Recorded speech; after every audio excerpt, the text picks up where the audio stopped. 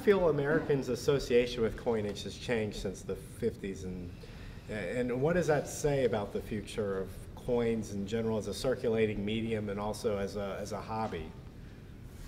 The biggest problem is we have had a couple of very serious strikes against collecting.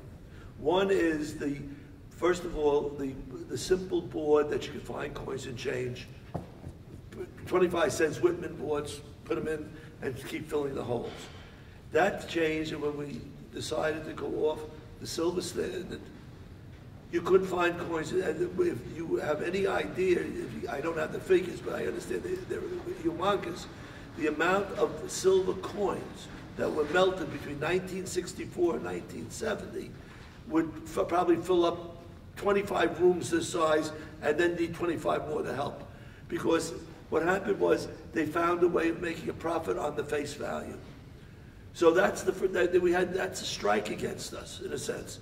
Yeah, and then of course the fact that the distribution has changed. The government will sometimes sit on, let's say, a 1999 quarter for a long period of time because the Federal Reserve banks around them didn't need any more quarters.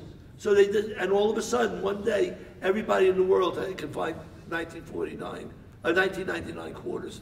So there's been an economic change, which is like the stamp business went through this terribly. We had an interesting situation in 2009 with the 4 Lincoln cent reverses, right. Which the Treasury, we're in the middle of a recession, not that we're out of it completely. So if you wanted the 4, this is the most spectacular thing that's ever happened to Lincoln cents.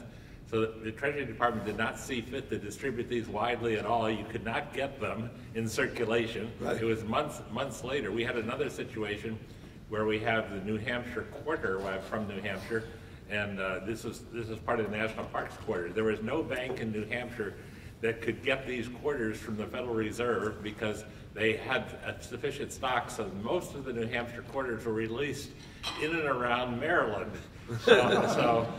One of the things that some of us are trying to do, including Whitman Publishing and Littleton Coin Company and our own company, is to try to work with the mint to educate senators and so forth on coin collecting and helping the mint along. And also we're very, very involved in the Smithsonian. The Smithsonian has ambitious programs. So we have a few pro bono projects that we're all working on.